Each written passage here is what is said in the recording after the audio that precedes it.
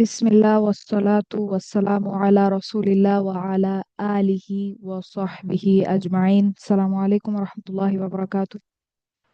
আউযু বিল্লাহি মিনাশ শাইতানির রাজিম। বিসমিল্লাহির রহমানির রহিম।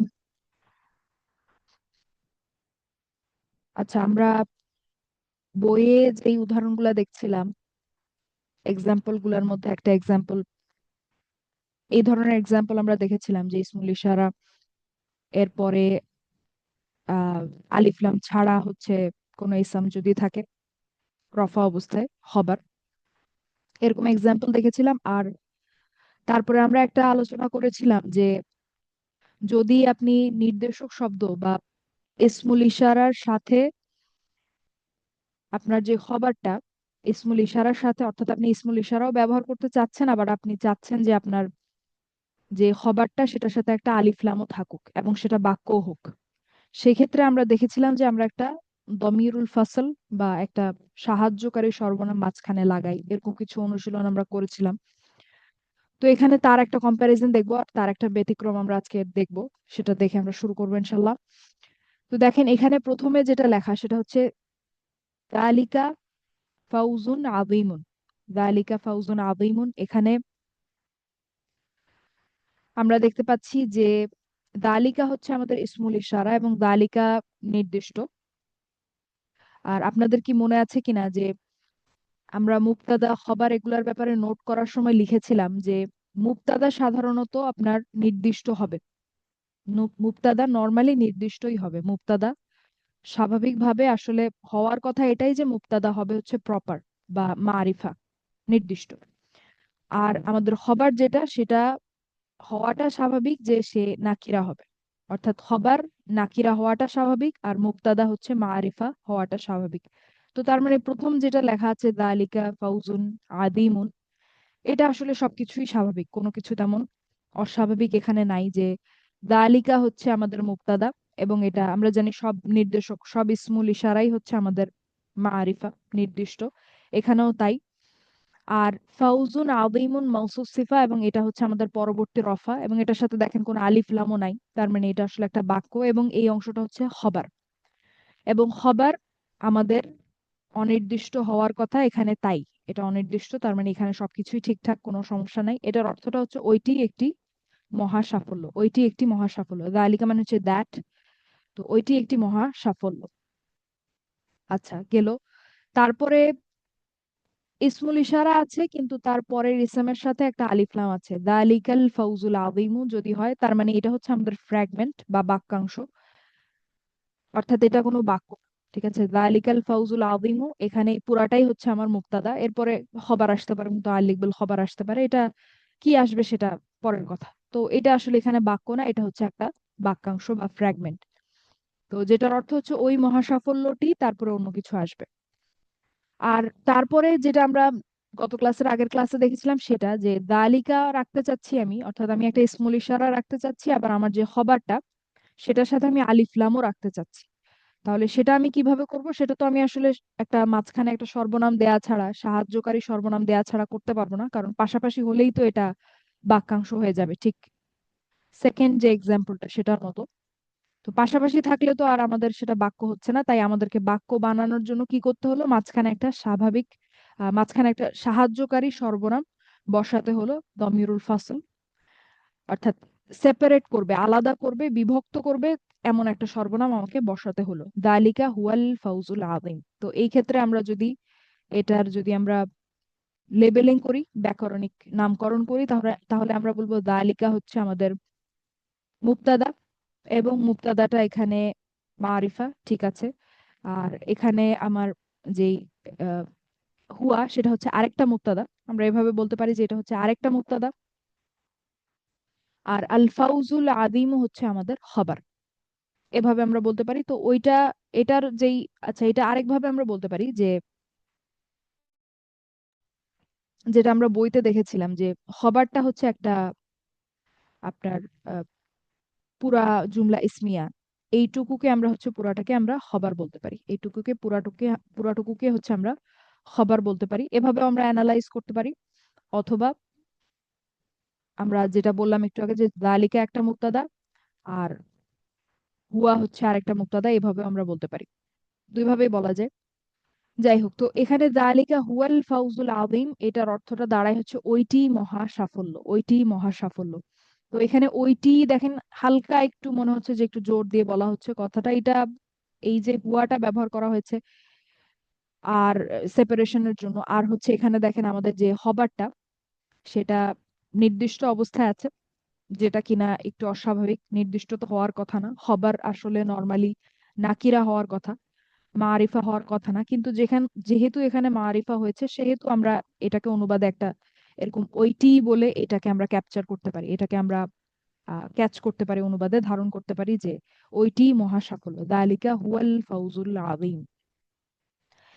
এখন ব্যতিক্রম যেটা, সেটা হচ্ছে যে এতদিন ধরে আমরা জেনে আসছি যে ইসমুল ইশারার সাথে পরবর্তী যে ইসেমটা তার সাথে যদি আলিফ লাম থাকে তাহলে সেটা আর বাক্য থাকে না, সেটা বাক্যাংশ হয়ে যায়।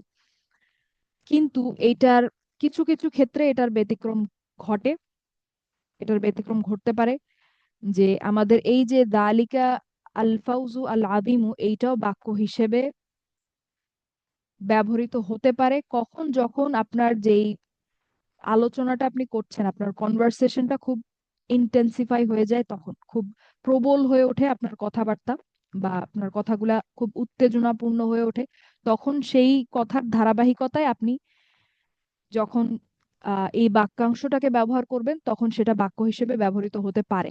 তো কোরআনে কিন্তু এটার ব্যবহার আছে, যে আপনার দালিকা দালিকাল ফাউজুল আযীম, এটার অর্থটা তখন দাঁড়ায় হচ্ছে এটা অত্যন্ত ইন্টেন্সিফাইড কোনো সিচুয়েশনে বা কোনো কনভারসেশনে এটা বলা হয়। তো এটাকে দেখেন আমি বোল্ড করে লিখেছি এবং আপনার অতিরিক্ত কিছু লেটার লাগিয়ে ক্যাপচার করার চেষ্টা করেছি অর্থটা, যে ওইটি হলো মহা সাফল্য, ওইটি হলো বিশাল সাফল্য।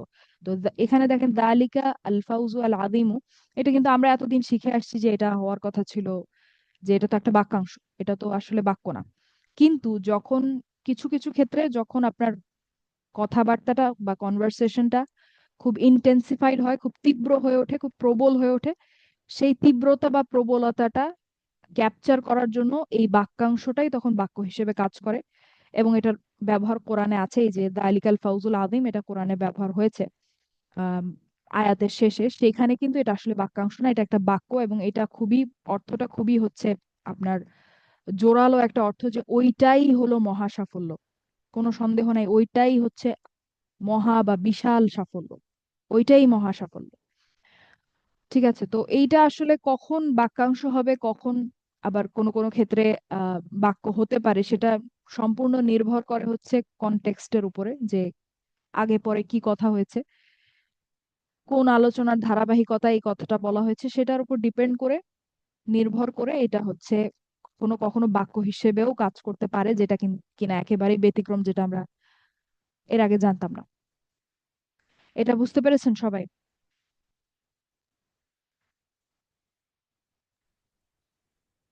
জি আপু।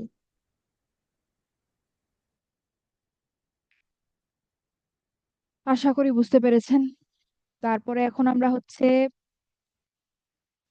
গত ক্লাসে আমরা একটা দেখেছিলাম যে যখন কোরআনের আয়াত অনুবাদ করা হয়, সেক্ষেত্রে অনেক ক্ষেত্রে দেখা যায় কিছু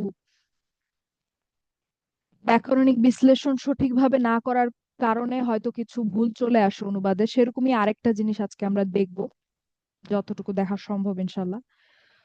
তো দেখেন, আমি যদি বলি যে লাইসা আল মুমিনু আজিলান, লাইসা আল মুমিনু আজিলান মানে হচ্ছে বিশ্বাসী ব্যক্তি হঠকারী না। ঠিক আছে, যেমন আমরা শিখেছিলাম লাইসা মুসলিমান, সে মুসলিম নয়, লাইসা মানে হচ্ছে সে কিছু একটা নয়। তো লাইসার হচ্ছে একটা এসএম থাকে, হয় ভেতরে থাকে না হলে বাইরে থাকে, এবং লাইসার বাইরের এসএম হওয়ার শর্ত হচ্ছে পরে আসতে হবে এবং রফা হতে হবে, এগুলো সব আমরা শিখেছি। তো এখানে আমি সেভাবে এটা অনুবাদ করলাম যে লাইসা আল মুমিনু আজিলান মানে বিশ্বাসী ব্যক্তি, আল মুমিনু মানে হচ্ছে বিশ্বাসী ব্যক্তি, লাইসা মানে হচ্ছে সে নয়, এখন সেটাকে আমরা বিশ্বাসী ব্যক্তি দিয়ে রিপ্লেস করে দেব, যেহেতু এটা বাইরের ইসম। তার মানে বিশ্বাসী ব্যক্তি নয়, কি নয়, হঠকারী নয়, বিশ্বাসী ব্যক্তি হঠকারী নয়। তার মানে লাইসা এর একটা ইসম থাকে এবং লাইসার খবরটা হচ্ছে নাসব অবস্থায় থাকে, তাই না? এটা আপনাদের মনে আছে? জি আপু।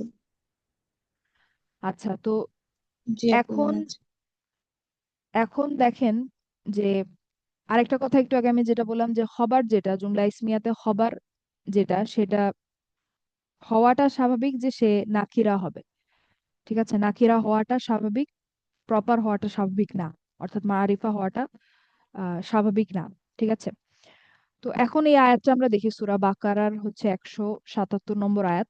এটা হচ্ছে আয়াতটার প্রথম অংশটা, লাইসাল বিররা আন তুওয়াল্লু ওয়ুজুহাকুম কিবালাল মাশরিকি ওয়াল মাগরিব। তারপরে আরো আছে, আয়াতটা অনেক বড়। তো এটা হচ্ছে প্রথম অংশটা। এখন দেখেন আয়াতটা এখানে শুরু হচ্ছে লাইসা দিয়ে। তো লাইসার ব্যাপারে এইমাত্র আমরা দেখলাম যে লাইসা, লাইসা এর একটা ইসম থাকে, হয় ভেতরে থাকবে না হলে বাইরে থাকবে। ঠিক আছে, হয় ভেতরে থাকবে না হলে বাইরে থাকবে। তো যখন এখানে আল্লাহ বলেছেন যে লাইসাল বিররা, আল বিররা যে শব্দটা, এটা দেখেন তো কোন অবস্থায় আছে বলেন তো?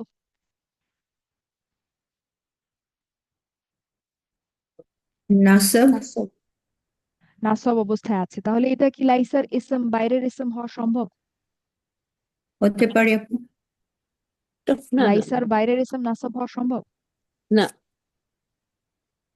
বাইরের না ইসম আপু। হওয়ার শর্ত কি ছিল? পরে হবে ইয়ে আর রফা অবস্থায় থাকবে। রফা হবে, রফা।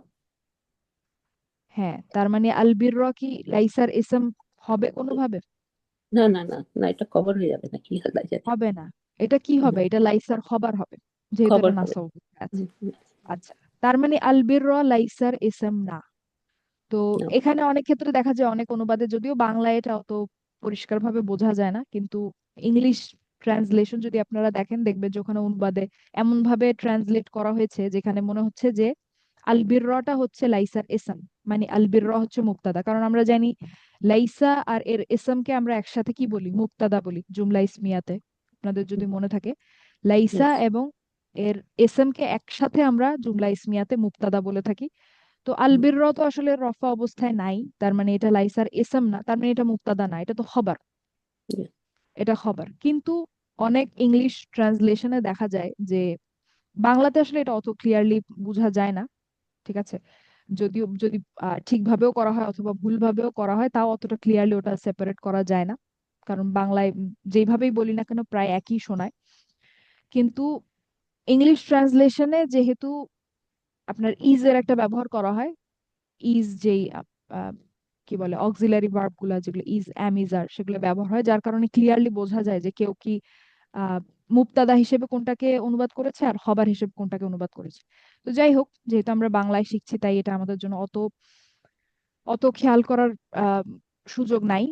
তো ইংরেজি, যেটা আমি এখানে বলতে চাচ্ছি সেটা হচ্ছে ইংরেজি অনুবাদে অনেক ক্ষেত্রে দেখা যায় যে আপনার আলবির রকে মুবতাদা হিসেবে তারা অনুবাদ করে, যেটা কিনা ভুল। কারণ আলবির র নাসব অবস্থায় আছে, এটা কিন্তু লাইসার এসএম না। আচ্ছা, এটা একটা সমস্যা অনুবাদে। এখন তাহলে আমরা দেখব যে তাহলে লাইসার কি আদৌ বাইরের কোনো এসএম আছে কিনা। ঠিক আছে, তো বেশ কয়েক ক্লাস আগে আমরা একটা আলোচনা করেছিলাম যে আন যুক্ত আন দিয়ে যদি আমরা হচ্ছে পরে একটা ফেয়াল দেই, সেটা আপনার এসএম হিসেবে কাজ করতে পারে। আনের সাথে যদি আমরা একটা ফেয়াল বসাই, সেটা হচ্ছে এসএম হিসেবে কাজ করতে পারে। তো যদি আমি বলি যে আন ইয়ানসুরা, আন ইয়ানসুরা, এটা হচ্ছে আপনার একটা মাজদার হিসেবে কাজ করে বা একটা ধারণা হিসেবে কাজ করে। ঠিক আছে, হুম, তো আন ইয়ানসুরা এটা মানে হচ্ছে সাহায্য। ঠিক আছে, এটা মানে হচ্ছে সাহায্য। আপনাদের কি মনে আছে আন এর সাথে যদি আমরা কোনো ফেয়াল বসাই, সেটা একটা এসএম হিসেবে কাজ করে, একটা ধারণা yes, হিসেবে কাজ করে? এটা আমরা শিখেছিলাম, এই একই উদাহরণ দিয়ে শিখেছিলাম, মনে আছে? yes. জি আপু। তো To speak. তার মানে হুম, এই যে আন ইয়ানসুরা আমি লিখলাম, এটা হচ্ছে একটা এসএম, ইসম হিসেবে কাজ করবে, পুরার জিনিসটা একটা ইসম হিসেবে কাজ করবে। তো আমি যদি বলি কবলা আন ইয়ানসুরা, তো কবলা হচ্ছে আমাদের বিশেষ মুদফ, তার মানে এর একটা মুদফিলাই থাকবে, যেহেতু এখানে এটা কবলা নাসাব অবস্থায় আছে, তার মানে এর একটা মুদফিলাই লাগবে। এবং এখানে মুদফিলাইটা আমরা এরপরেই যার অবস্থায় আছে এরকম কিছু আমরা দেখতে পাচ্ছি না, বরং আমরা দেখতে পাচ্ছি আন ইয়ানসুরা। তো এখানে এই আন ইয়ানসুরা পুরাটাই হচ্ছে এখানে কবলার মুদফ ইলাই ফি মাহাল্লি জার, এটা আমরা শিখেছিলাম। এতটুকু কি আপনারা এখন বুঝতে পেরেছেন, মনে করতে পারছেন? জি আপু।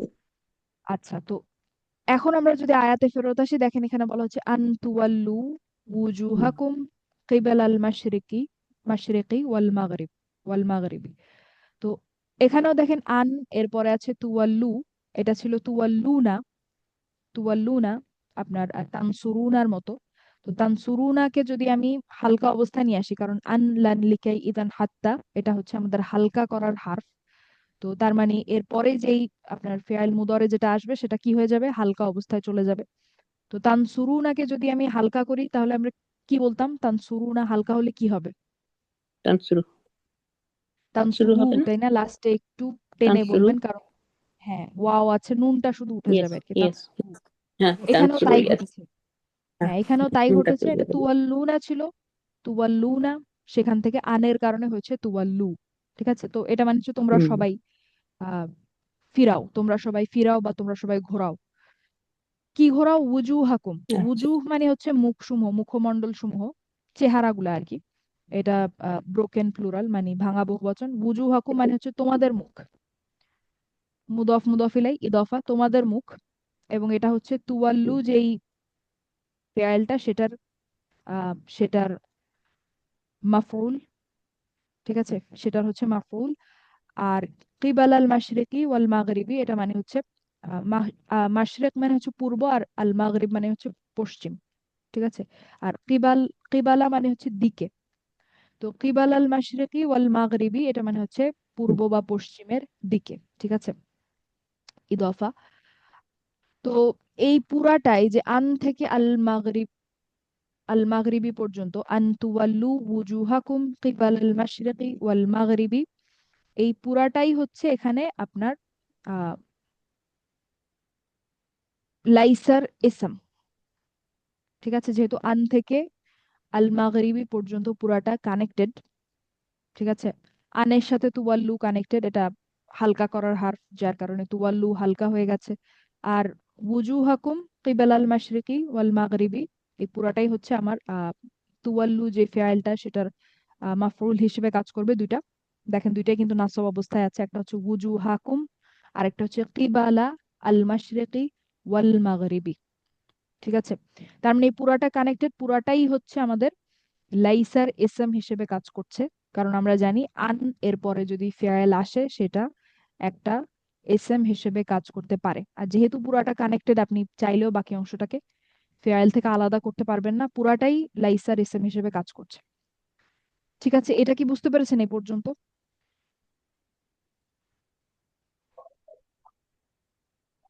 জি আপু, বাদটা একটু বলেন আপু।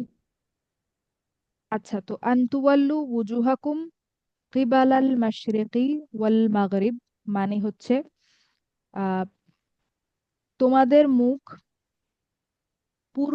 পূর্ব বা পশ্চিমের দিকে ঘোরানো, ঘোরানো। ঠিক আছে, তো এখন তারপরে আছে হচ্ছে আলবির, যেটা আগে আমরা দেখে আসলাম আলবির। তাহলে এখন বলেন তো, যদি লাইসার ইসম যদি এটা হয়, তাহলে বলেন তো এখানে তার মানে হচ্ছে লাইসা, এবং এই যে অংশটা এখানে হাইলাইট করা আছে, এই পুরো অংশটা হচ্ছে আমাদের মুবতাদা। এখন বলেন তো মুবতাদাটা কি জায়গা মতো আছে নাকি মুআখার? মুআক্কার। মুবতাদাটা খবরের মুআখার, পরে। তাই না? Yes yes, মুআক্কার। আর আমাদের এখানে যে আলবির খবরটা হুম। হচ্ছে কি মুকদ্দাম না? মুকাদ্দম মুকাদ্দম মুকাদ্দম।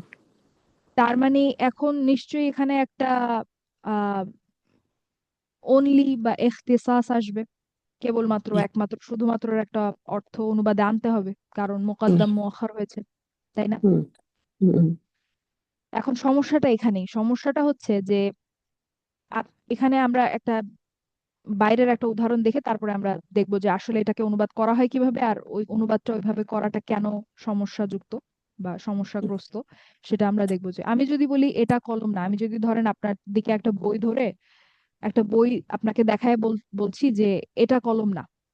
হুম। ঠিক আছে, এটা এটা কোনো কলম না, এটা কলম না। ঠিক আছে, এটার মানে কি? এটার মানে আমি বলতে চাচ্ছি যে এটা কলম না, এটা অন্য কিছু, এটা কলম না, এটা কোনোভাবেই ইয়েস। কোনো কলম না। কিন্তু আমি যদি এখানে একটা একমাত্র লাগাই একই বাক্যে যদি আমি একটা একমাত্র লাগাই যে এটাই একমাত্র কলম না, তাহলে এটাই একমাত্র কলম না এটার মানে কি বলেন তো? না আরো কলম আছে। হ্যাঁ, মানে কলম এই একটাই না, কলম আরো আছে আমার কাছে। হুম, হুম, এটাই একমাত্র একটাই কলম না, কলম আরো আছে। হুম। দুইটা কি সম্পূর্ণ আলাদা অর্থ আছে না? পুরা পুরা একটা পুরা আমি বলছি যে এটা উল্টা কলম না, অর্থ। হ্যাঁ, এটা কোনোভাবেই কলম না, আমি পুরাপুরি ডিনাই করলাম যে এটা কলমই না। হুম, একদম ডিনাই করে দিলাম যে এটা কলম না, মানা করে দিলাম, একদম না হুম, বলে দিলাম।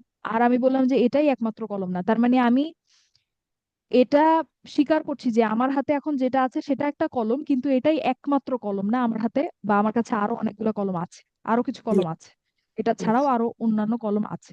তার মানে হুম, দুইটা কাজ এখানে হচ্ছে। যখন আমি বলছি যে এটাই একমাত্র কলম না, এই কথাটা যখন আমি বলছি আপনাকে আমি দুইটা জিনিস বুঝাচ্ছি। একটা হচ্ছে আমি আপনাকে যেটা দেখাচ্ছি এটা কিন্তু একটা হুম, কলম, yes, এটা স্বীকার করলাম।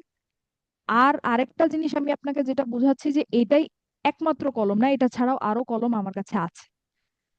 এটা কি বুঝতে পেরেছেন? প্রথমটায় আপনি পুরাপুরি না করে দিলেন যে এটা কলমই না, কিন্তু দ্বিতীয় ক্ষেত্রে কিন্তু আপনি অ্যাকনলেজ করলেন যে আমার হাতে যেটা আছে সেটা কলম, ঠিক আছে, কিন্তু আমার কাছে আরো আছে কলম। yes, এটা yes, বুঝতে পেরেছেন? yes, clear. এখন অনুবাদ যেটা করা হয়, অনেকে করেন, সেটা হচ্ছে যে এখানে যে আমাদের, আমরা এই মাত্রই বলে আসলাম আমাদের মুবতাদা মুআখার হয়েছে এবং খবর মুকদ্দাম হয়েছে, তার মানে এখানে একটা ইখতিসাস বা কেবলমাত্র শুধু এরকম একটা অর্থ আসবে, হুম, যেটা অনুবাদে তারা করে না অনেকে। এবং তারা অনুবাদটা এভাবে করে যে তোমাদের মুখ পূর্ব বা পশ্চিমের দিকে ঘোরানো কোনো ধার্মিকতা না। আলবের মানে হচ্ছে আপনার রাইচাসনেস বা ধার্মিকতা, ন্যায়পরায়ণতা, ঠিক আছে, yeah, বা পুণ্য, ঠিক আছে। তো তারা এভাবে অনুবাদ করে যে তোমাদের মুখ পূর্ব বা পশ্চিমের দিকে ঘোরানো কোনো ধার্মিকতা না। এই অনুবাদটা এই কারণে সমস্যাগ্রস্ত, কারণ এখানে আপনি একমাত্র বা শুধুর যেই অর্থটা আসার কথা সেটা আপনি আনেন নাই। এটা তখন হতো, এই অনুবাদটা আপনি তখন লিখতে পারতেন যদি আল্লাহ এখানে বলতেন যে লাইসা আন তুওয়াল্লু ওয়ুজুহাকুম কিবালাল মাশরিকি ওয়াল মাগরিবি আল বিররা।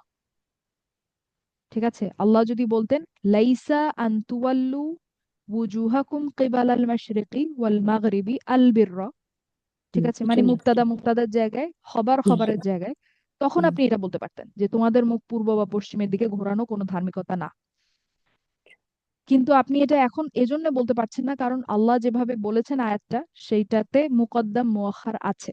তার মানে আপনাকে একটা ইখতিসাস আনতে হবে। এখন যদি আমি ঠিকভাবে অনুবাদটা করার চেষ্টা করি তাহলে আমি বলবো যে তোমাদের মুখ পূর্ব বা পশ্চিমের দিকে ঘোরানোটাই একমাত্র ধার্মিকতা না, নয়, বা হুম, ধার্মিকতা না, বা হুম, নয় বললাম, ঠিক আছে। তারপরে আয়াতটার বাকি অংশ যেটা আছে সেটা, ঠিক আছে। তো এখন দেখেন তো দুইটার অর্থ সম্পূর্ণ আলাদা না? দুইটার মানে তো সম্পূর্ণ আলাদা। প্রথম যেটা উপরের যেটা অনুবাদ অনেকে অনেক জায়গায় দেখা যায় সেটা, সেটার মানে হচ্ছে আপনি পুরাপুরি ডিনাই করে দিলেন, মানা করে দিলেন যে আপনার পূর্ব পশ্চিমের দিকে মুখ ঘোরানো কোনো ধার্মিকতা না। মানে এই যে আমরা নামাজের সময় যে পশ্চিম দিকে মুখ করে দাঁড়াই, এটা, এটার মধ্যে কিছুই নেই, এটার মধ্যে কোনো ধার্মিকতা নেই, এটার মধ্যে কোনো কল্যাণ নাই, কোনো পুণ্য নাই, কিছুই নেই।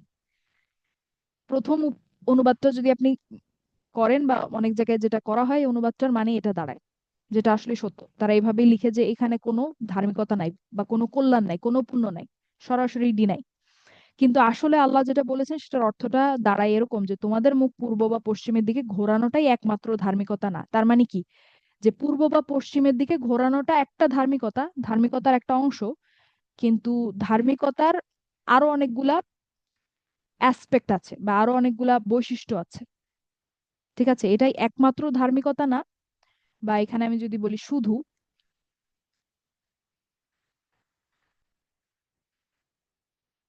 ঠিক আছে, আমি বললাম শুধু তোমাদের মুখ পূর্ব বা পশ্চিমের দিকে ঘোরানোটাই শুধু ধার্মিকতা না, ঠিক আছে। মানে কি, মানে হচ্ছে পূর্ব বা পশ্চিমের দিকে ঘোরানোটা পুণ্যের কাজ, ধার্মিকতারই কাজ। তাছাড়াও ধার্মিকতার আরো অনেকগুলা দিক আছে যেটা আসবে, পরে আয়াতে পরে আসবে, যেটা কিনা পরে আল্লাহ আয়াতে বাকি অংশে বলেছেন। ঠিক আছে? তো কারণ এই যে উপরের যে অনুবাদটা, যে তোমাদের মুখ পূর্ব বা পশ্চিমের দিকে ঘোরানো কোনো ধার্মিকতা না, এটা বলাটা আসলে এই কারণে সমস্যাগ্রস্ত, কারণ সূরা বাকারার এটা হচ্ছে 177 নম্বর আয়াত। এর আগে আপনারা সূরা বাকারা যারা বেশ ফ্যামিলিয়ার সূরা বাকারার সাথে, তারা জানেন যে মাঝখানের দিকে আপনার প্রায় 144, 149, 150 এই আয়াতগুলার মধ্যে আল্লাহ হচ্ছেন এই যে কিবলা পরিবর্তনের যে ঘটনাটা সেটা বলছিলেন। আপনারা দেখেছেন না যে আল্লাহ বলছেন যে রাসূল সাল্লাল্লাহু আলাইহি ওয়াসাল্লামকে উদ্দেশ্য করে বলছেন যে আপনি যে আকাশের দিকে বারবার মুখ করেন এটা আমি অবশ্যই খেয়াল করেছি, যার কারণে আমি কিবলা পরিবর্তন করে দিলাম। জানেন তো এই ঘটনাটা, তাই না আপনারা? Yes, yes, yes, yes. এটা কিন্তু কোরআনে উল্লেখ আছে। তো তখন ওই জায়গাটাতে আল্লাহ 3বার এই কথা বলেছেন যে তোমরা যেখানেই থাকো, তোমরা হচ্ছে পশ্চিম দিকে বা মসজিদুল হারামের দিকে হচ্ছে মুখ মুখ ঘোরাও। তোমরা যেখান থেকেই বের হও, তোমরা মসজিদুল হারামের দিকে মুখ ঘোরাও, মসজিদুল হারামের দিকে মুখ ঘোরাও। এটা কয়েকবার আল্লাহ বলেছেন। তো কয়েকবার এটার উপরে জোর দেওয়ার পরে এখন 177 নম্বর আয়াতে এসে যদি অনুবাদটা এভাবে করা হয় যে তোমাদের মুখ পূর্ব বা পশ্চিমের দিকে ঘোরানোটার মধ্যে কোনো ধার্মিকতাই নেই, কোনো পুণ্য নাই, তাহলে তো এটা একটু প্রবলেম্যাটিক। তাহলে আগে এত জোর দেওয়া হলো কেন, আল্লাহ এত জোর দিলেন কেন, যদি আল্লাহ এটাই বলতেন, তাই না? ঠিকই, তো ঠিকই। আসলে এটা তো বলেন নাই আল্লাহ। আল্লাহ আয়াতটা যেভাবে বলেছেন সেখানে খবরটা মুকদ্দাম হয়েছে এবং মুক্তাদাটা মুআখার হয়েছে। তার মানে অর্থটা আসলে এরকম দাঁড়ায় যে তোমাদের মুখ পূর্ব বা পশ্চিমের দিকে ঘোরানোটাই শুধু ধার্মিকতা নয়। ঠিক আছে? ইয়েস। তো তার মানে এটা যখন আল্লাহ বললেন যে তোমাদের মুখ পূর্ব বা পশ্চিমের দিকে ঘোরানোটাই শুধু ধার্মিকতা নয়, তখন আমাদের মনে একটা প্রশ্ন জাগে যে আচ্ছা, শুধু এটাই ধার্মিকতা না, তাহলে ধার্মিকতা বলতে আরো কি বোঝায়, ধার্মিকতা আরো কি, এরকম একটা আহ কৌতূহল আমাদের মধ্যে তৈরি হয়, যেটার উত্তরেই আপনি বলতে পারেন যে এই যে আল্লাহ একই আয়াতে 177 নম্বর আয়াতের পরে আল্লাহ এটার ব্যাখ্যা দিচ্ছেন যে ওয়ালাকিন্নাল বিরর, তবে আল বিরর মানে হচ্ছে ধার্মিকতা বা পুণ্য। তবে ধার্মিকতা হলো কি, মান আমানা বিল্লাহি, যে আল্লাহকে বিশ্বাস করেছে, ওয়াল ইয়াউমিল আখিরি এবং শেষ দিবসে বিশ্বাস করেছে, ওয়াল মালাইকাতি ফেরেশতাগণকে বিশ্বাস করেছে, ওয়াল কিতাবি ওয়ান নাবিয়িনা কিতাব সমূহে বিশ্বাস করেছে বা কিতাবটিতে বিশ্বাস করেছে, তারপরে নবীগণে বিশ্বাস করেছে, ওয়া আতাল মাল আলা হুব্বিহি, আহ আপনার টাকা পয়সার প্রতি বা অর্থের প্রতি আপনার আন্তরিকতা থাকার পরেও বা আহ আন্তরিকতা থাকার পরেও হচ্ছে সে আহ দান করে, সদাকা করে, দেয়। আতা মানে হচ্ছে দেয়া। ঠিক আছে? তো এখানে দেখেন পুরা একটা লিস্ট আল্লাহ দিয়েছেন এই পর্যন্ত। ইয়েস। এই সদাকু, এই যে আল বাস ওয়া হিনাল বাস, এই পর্যন্ত হচ্ছে আল্লাহ একটা লিস্ট দিয়েছেন যে ওয়ালাকিন্নাল বিরর, তবে ধার্মিকতা হচ্ছে এটা এবং এটা এবং এটা এবং এটা, এরকম পুরো একটা লিস্ট আল্লাহ দিয়েছেন। ঠিক আছে? ইয়েস। তো এখানে হচ্ছে অনুবাদে একটা অনেক গন্ডগোল, সমস্যা অনেক ক্ষেত্রে দেখা যায় অনেক যে গন্ডগোল। এটা কিন্তু সম্পূর্ণ দুই রকম অর্থ হয়ে যায়। আসলে বলা হয়েছে আরবিতে একটা, আল্লাহ বলেছেন একটা, কিন্তু অর্থে অনুবাদে দেখা যায় যে এই মুকদ্দাম মুআখারটার প্রতি কোনো রেসপেক্ট না দেখানোর কারণে অনুবাদে আসলে অর্থটাই সম্পূর্ণ পরিবর্তন হয়ে যাচ্ছে। আর তাছাড়াও এখানে দেখেন আল বিররা হচ্ছে খবর, খবরটা কিন্তু আমাদের সাধারণত আহ নাকিরা হওয়ার কথা, কিন্তু এখানে এটা মারিফা। এই কারণে অর্থে আরেকটু পরিবর্তন আমরা আনতে পারি যে তোমাদের মুখ পূর্ব বা পশ্চিমের দিকে ঘোরানোটাই শুধু ধার্মিকতার সবটুকু না। এই সবটুকু কথাটা আমরা এই যে এটা আপনার প্রপার হয়েছে বা মারিফা হয়েছে সেটা থেকে এখানে অনুবাদে অ্যাড করতে পারি যে ধার্মিকতার সবটুকু নয়, তার মানে ধার্মিকতার মধ্যে আরো অনেক কিছু আছে।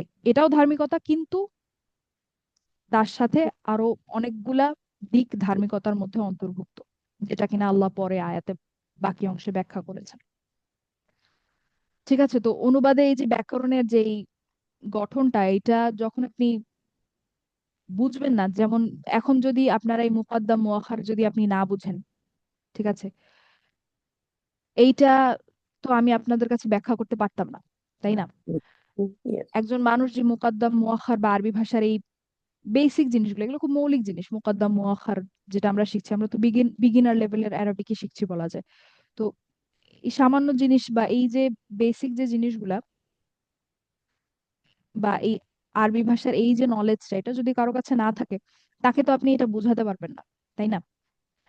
এখন যদি ধরেন কোনো আরবি ভাষা জানে না এরকম কোনো আপনার এরকম কোনো অডিয়েন্সকে যদি আপনি এটা ব্যাখ্যা করতে চান, তারা তো এটা বুঝবে না। এটা স্বাভাবিক যে তারা বুঝবে না, এটা খুব স্বাভাবিক, এটা তাদেরও দোষ না। তো এইখান থেকে আসলে আমরা আরবি ভাষা শেখার জন্য মোটিভেশন নিতে পারি যে কেন ভাষাটা জানাটা জরুরি। কারণ কিছু জিনিস, কোরআনের কিছু জিনিস আসলে আপনি একেবারেই মিস করে যাবেন, এবং এটা ধরতে পারার কোনো ওয়েই নাই যদি আপনি আরবি ভাষাটা না জানেন। এবং এতে ল্যাঙ্গুয়েজটার যেই সূক্ষ্মতা বা যে সৌন্দর্য, এটা অনেকটাই হারিয়ে যায়। শুধু বেসিক একটা মিনিং আমরা পাই অনুবাদ থেকে। আবার অনেক অনেক ক্ষেত্রে দেখা যায় অনুবাদটা সঠিক অর্থ ডেলিভার করতে পারছে না, বা সঠিক অর্থটা ক্যাপচার করতেই পারেনি। তো এই জিনিসগুলো আসলে তখনই বুঝতে পারা সম্ভব যখন আমরা আসলে আরবি ভাষাটা একটু একটু করে শিখবো ইনশাল্লাহ।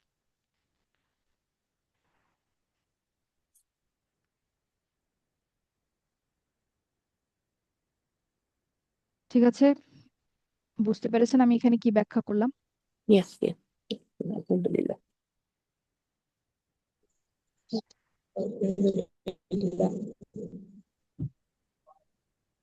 ঠিক আছে, তাহলে আজকের ক্লাস আমরা এই পর্যন্ত রাখি। সবাই ভালো থাকবেন, সুস্থ থাকবেন। আসসালামু আলাইকুম ওয়া রাহমাতুল্লাহি ওয়া বারাকাতুহু। ওয়ালাইকুম আসসালাম।